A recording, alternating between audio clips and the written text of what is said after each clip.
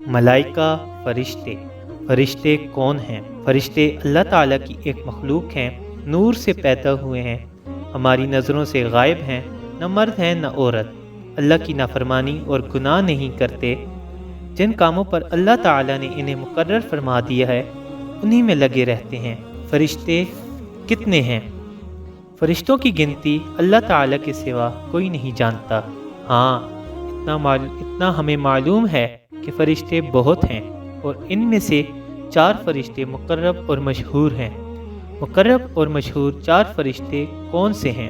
اول، حضرت جبرائیل علیہ السلام، جو اللہ تعالیٰ کی کتابیں اور احکام اور پیغام پیغمبروں کے پاس لاتے تھے۔ دوسرے، حضرت اسرافیل علیہ السلام، جو قیامت میں سور پھونکیں گے۔ تیسرے، حضرت میکائیل علیہ السلام، جو بارش کا انتظام کرنے اور مخلوق کو روزی پہنچانے کے کام پر مقرر ہیں۔ چوتھے، حضرت عزرائیل علیہ السلام، جو مخلوق کی جان نکالنے پر مقرر ہیں۔